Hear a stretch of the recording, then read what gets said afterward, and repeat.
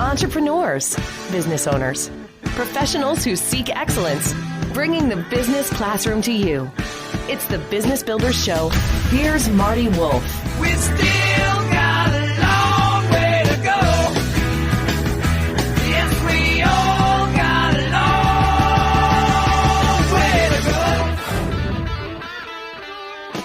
go. Welcome to the Business Builders Show with Marty Wolf, and today with our guest host, Kelly Hoey. Along with Kelly and our executive producer, DC Taylor, we will be your guides on this learning journey.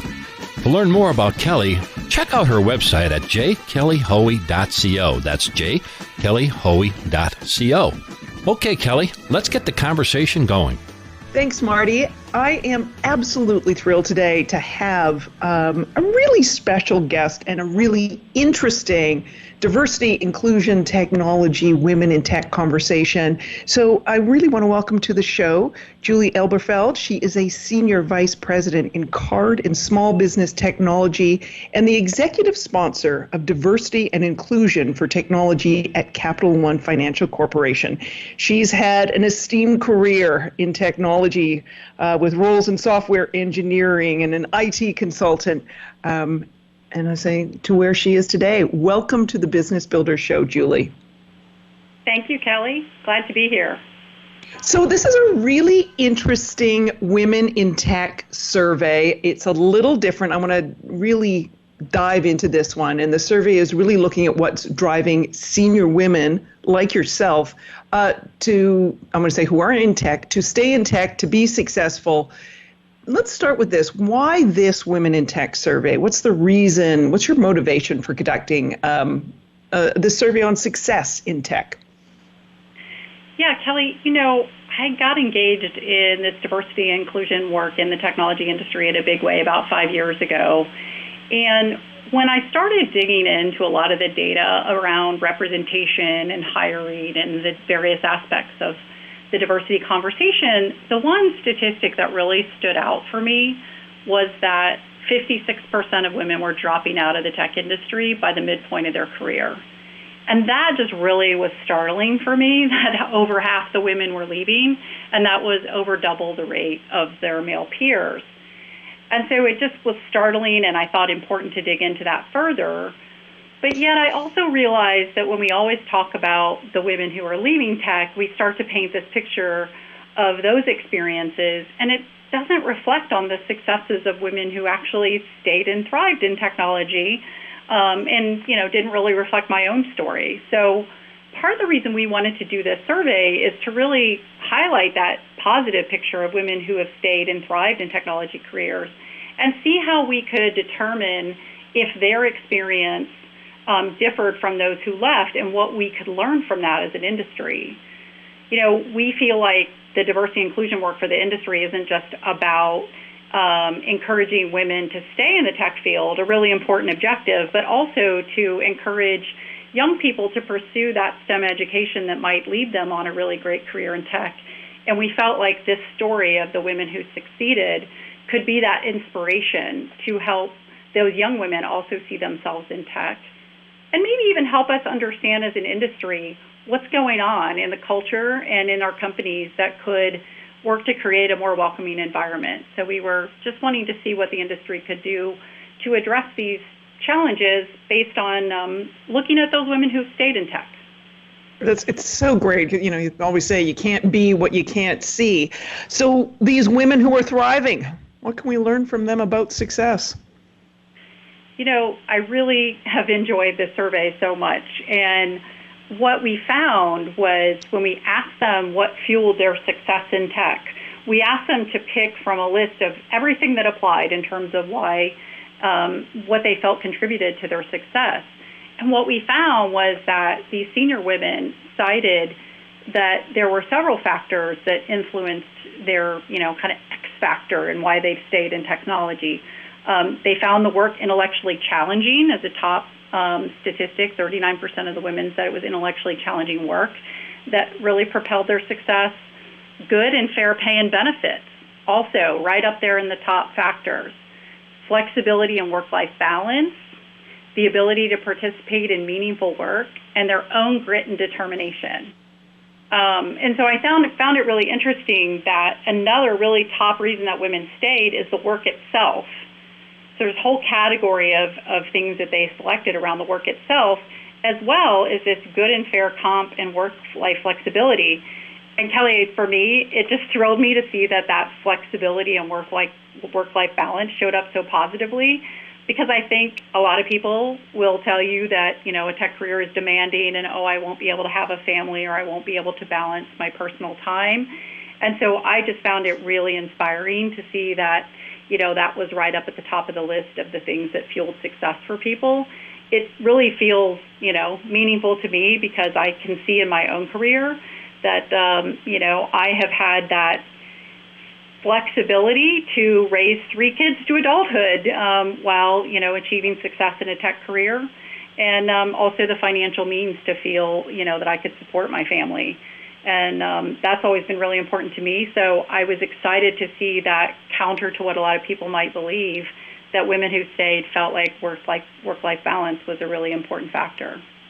Wow, that's like amazing, and I'm assuming, the nature of the work and those other, I hate to call them benefits, but those other aspects of the job, is kind of the stuff that carries you through a profession and a part of an industry that is so characterized by, kind of geeks and programmers, and not exactly, I would say, aspiring to a lot of people, put just women aside on all of that.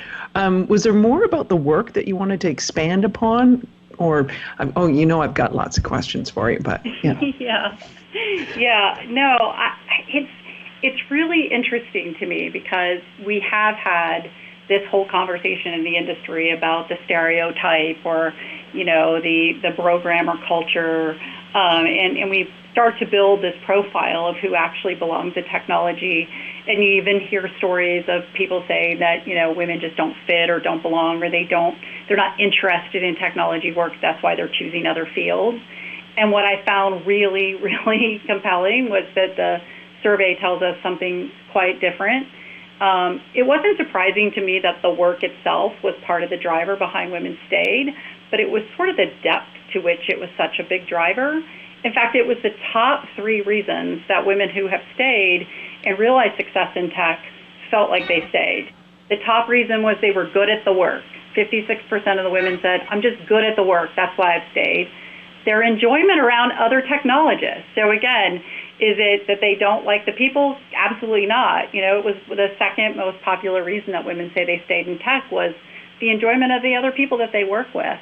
And the third reason was the love of the work itself. So it just shows me, that the work is such an important factor. And then there were other related items in the study, like that the work was intellectually challenging.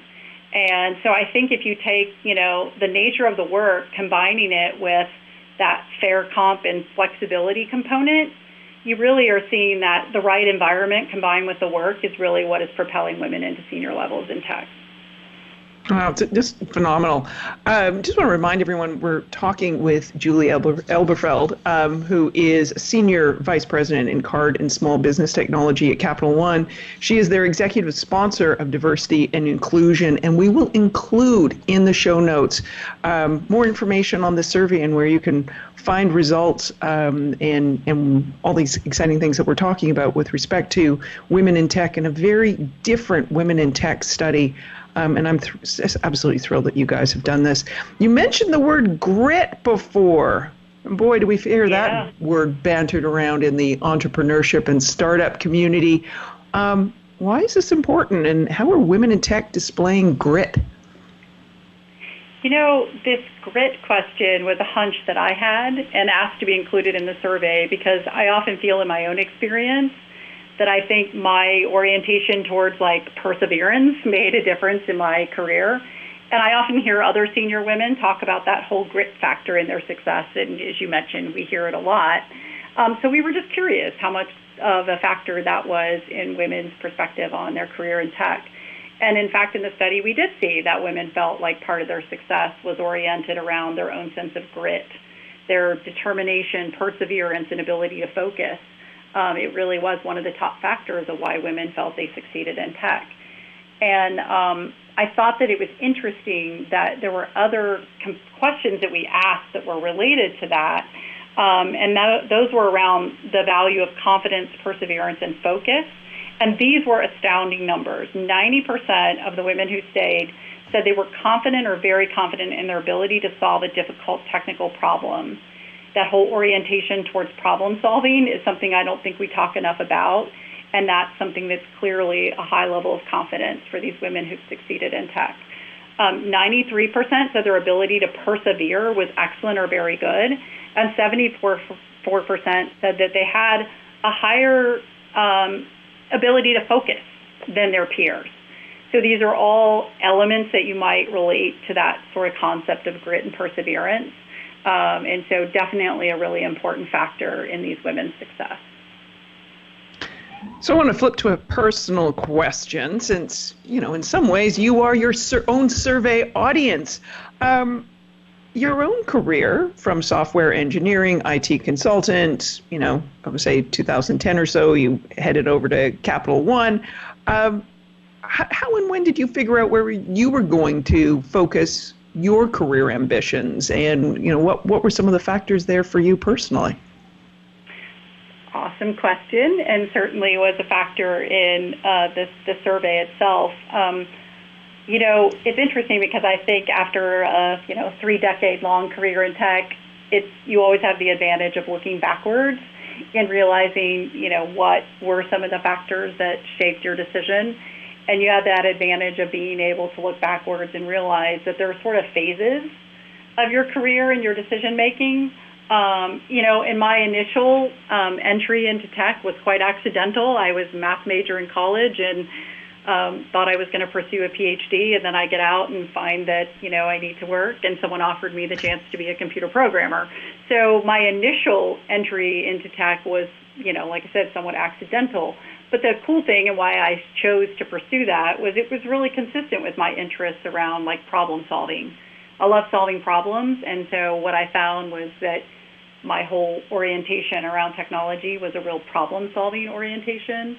I was definitely able to stay in the career through the phase of my life that was about raising children and needing to provide for a family. And so, the whole ability to realize financial success and, quite honestly, that flexibility thing, I think it's really something that's really interesting. I think the tech itself gives us flexibility, the ability to work wherever we need to work, and even just the nature of the work.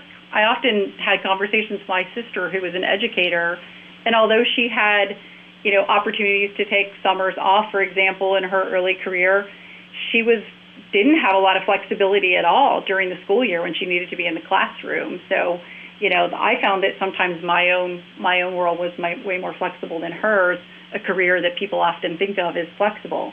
But then I found later in my career, Kelly, that I found that the work was something that I had passion around. I loved being around the people of technology. I loved the sense of building things that were tangible, that our customers were using, that it was creative and analytical and problem solving, and that I had this constant sense of accomplishment of what we were able to do as a tech organization, and a real sense of purpose. So I think those were the things that really drove my passion to stay in tech for 3 decades. And we're glad you did. So, thank you for that. Marty, I know you one of these conversations, you're always in the back busily writing notes, but, I expect you to jump in at some point, not just to be so quiet there as the host of the show. Well, Julie, if I can, Julie mentioned sense of purpose, and I read the survey. That is pretty important in the survey. If you go a little deeper on that, Julie.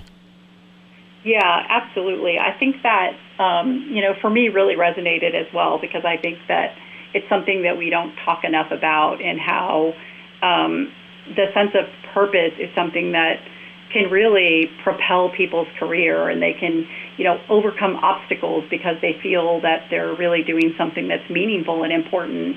And it was one of the, top X factors was that, they were doing meaningful work. And I think we don't talk about that enough with young women. I often feel like when I talk to young women, I want to say to them, what is the biggest problem you'd like to try to solve in the world? and then help them see that, purpose or the technology can help them solve that problem and really drive that sense of purpose. And, it can really be really an important contribution to changing the world and to helping young people realize their dreams. And so I think that's a conversation that we don't have often enough. I agree. So cool. Another intriguing part of the survey for me, and I think this is one where, what's the message to employers, that a lot of the women who had left tech liked the work. Like, what, as someone who is hiring people, what's kind of message to employers out there and who are losing this incredible talent? That is one of my most favorite findings of the survey, and one that quite honestly surprised me somewhat. And not that there was this top factor, but the depth and consistency, even among women who left, was that they loved the work. They loved that it was intellectually challenging. They loved to work around the people, that the work was making a difference. Like, really liking the work was something that 78% of the women who stayed said they were happy with the work. And even of the women who left, only 2% said they were not happy with the work. So it really says there's something beyond the work itself that got in the way of those women who decided to leave the tech career. And I think that's a real wake-up call for employers. It really says to them, if you want to retain women, you really need to look at the support structures as far bigger factors in why women leave than the work itself. I'm sitting here as, I'm saying, being from the legal profession in my first career and the hemorrhaging of female talent and the lack of advancement of female talent, I'm like, my guess is if they asked that question about the work, it wouldn't come out the same way. But I think we'd have a different percentage in terms of people enjoying the work. So this is very cool that in technology, what I'm hearing, what I'm going to say, I'm feeling is that we don't need to fix the women. The women are actually loving the work. They find driven, find purpose from it.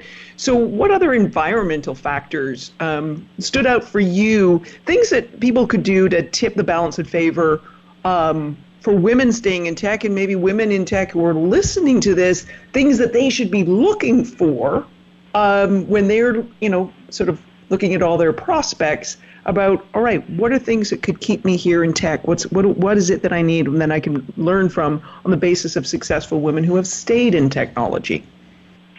Yeah, it was really interesting to me because I almost felt like the reasons that women cited leaving were the counter to what is keeping women, in the work. And as I mentioned earlier, those who stayed cited, good and fair pay and benefits as a top reason for staying. And then when you look at the women who left, they're saying that lack of opportunity for advancement, compensation that didn't meet their expectations or felt unfair compared to their peers were a top reason that they were leaving. And so I think that it's a clear message to, employers, again, that compensation and advancement are super important to retaining women. In fact, it was interesting that, of the women who stayed, only 27% of them said they never contemplated leaving.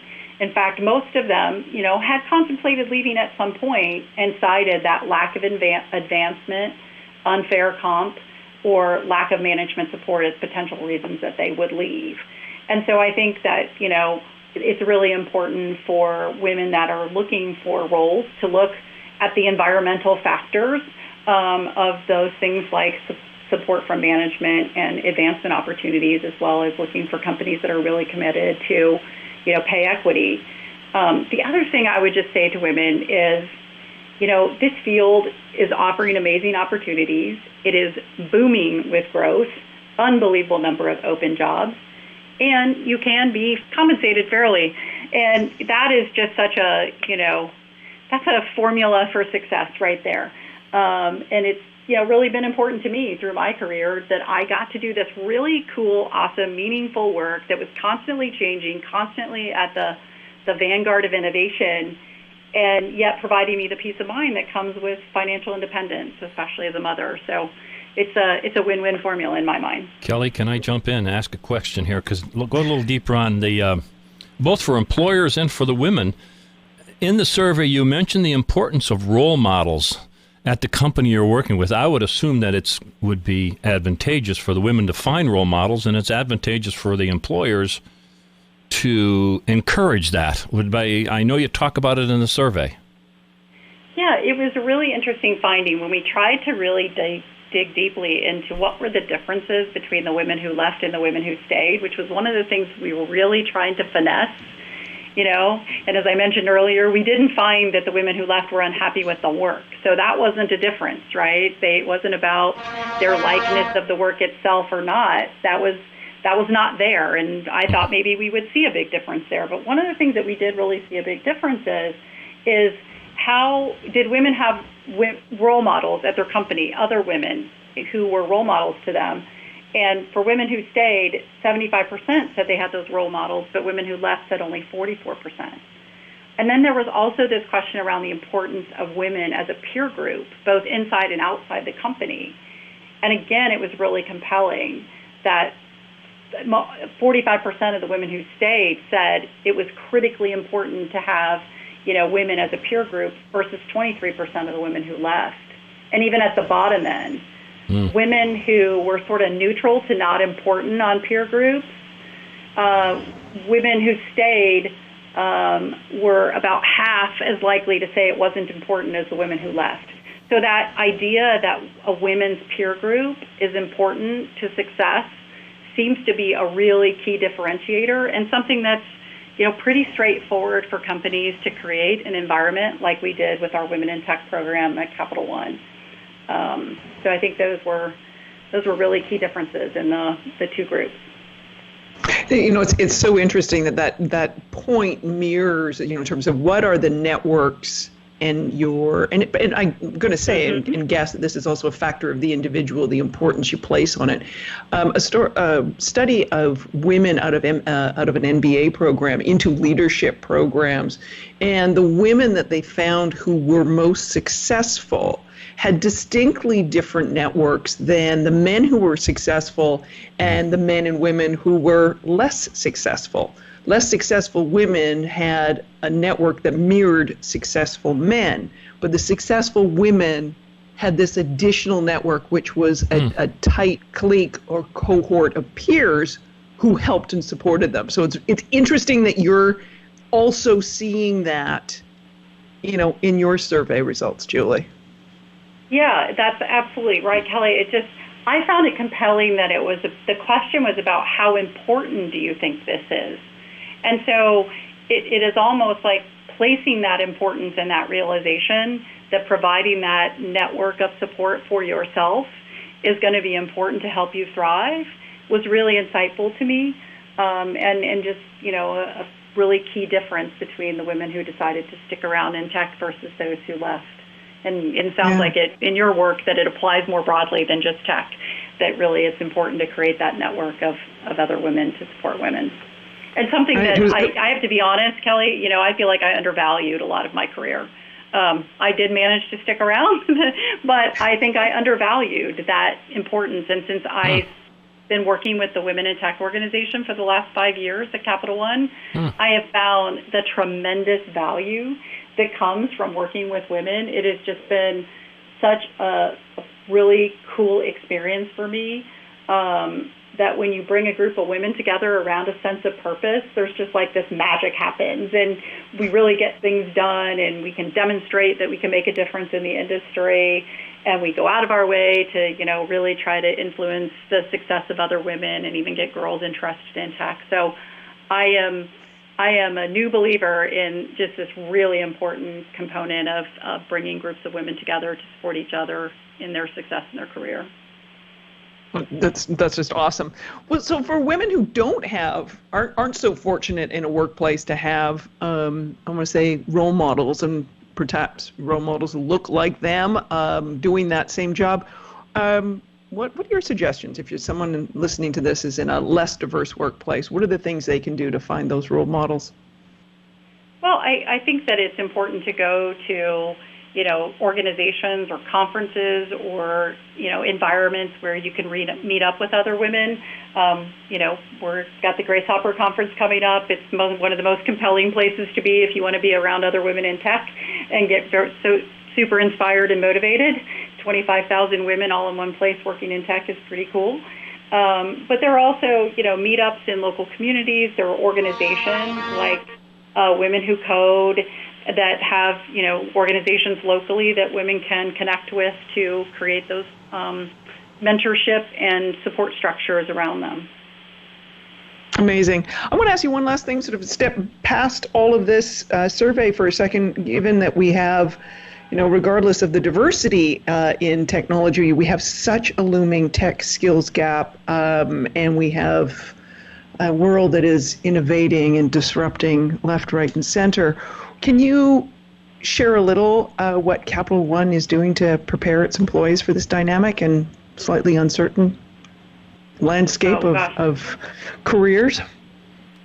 Yeah, such an important topic, right? Something that every CIO and CTO is wrestling with today is this looming skills gap, the number of open roles, the speed at which skills are constantly changing, and just the sheer scarcity of skilled talent in the workforce.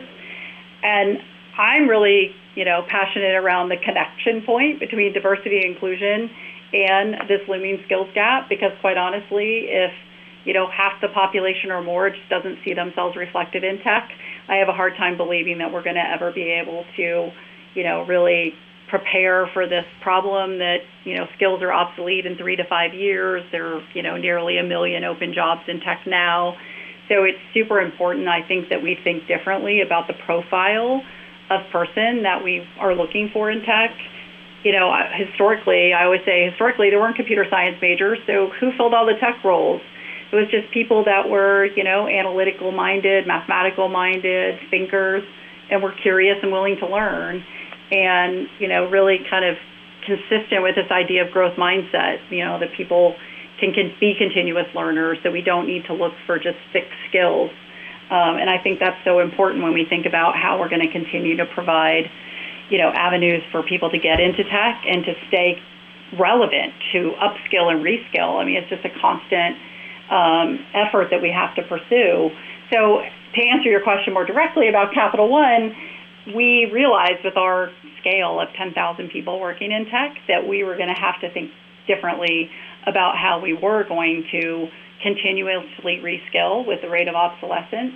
So we started our own Capital One Tech College.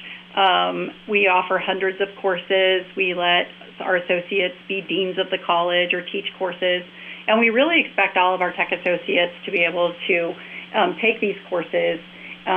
We even offer courses for executives and product managers outside of tech to let them get the opportunity to learn what they need to know about tech to influence their business strategies.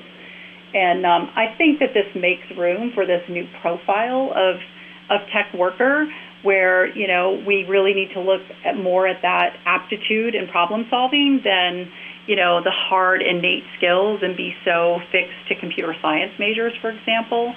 So another thing, and one of the things I'm, most excited and proud about in our work that we've done at Capital One was our CODA program, or Capital One Developer Academy. And we really originated this idea around why do people need to be computer science majors to get into tech? My own personal experience, I was a math major and learned to code on the job. So knowing that the computer science field is so competitive and quite honestly, way less diverse than other majors, we decided to create this 6-month program where we bring recent college graduates in non-computer science related fields, and we bring them on and we give them 6 months of training, and then after they learn to code, then they enter our regular technology development program. That's a 2-year rotation program. So it's really awesome. It's a much more diverse population in every way. It's super successful. The leaders are really excited about the folks coming out of our CODA program because they're bringing, a new perspective, a different background than the traditional computer science major. So it's creating a nice addition to our population of tech associates. Amazing. Well, I'll make sure in the links and show notes for this episode of the Business Builder Show that in addition to this very cool Women in Tech survey as what's driven senior women in tech to be successful, include some of these other links to this great work that you guys are doing that I say it would encourage other companies to mirror and learn from. Julie, it has been so great to talk to you. Thank you for coming on the Business Builder Show, and I look forward to seeing you in person soon. Thanks, Kelly. Really appreciate the opportunity. Thank you so much for listening to the Business Builder Show. To learn more about me, and I'm Marty Wolf, go to MartyWolfBusinessSolutions.com. That's MartyWolfBusinessSolutions.com.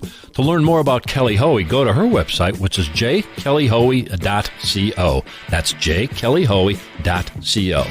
And of course, you can find Kelly and Marty on LinkedIn and Twitter. A reminder, you can find all our Business Builders shows on iTunes, Spotify, and on your favorite podcast app. Bringing the business classroom to you. It's the Business Builders Show with Marty Wolf.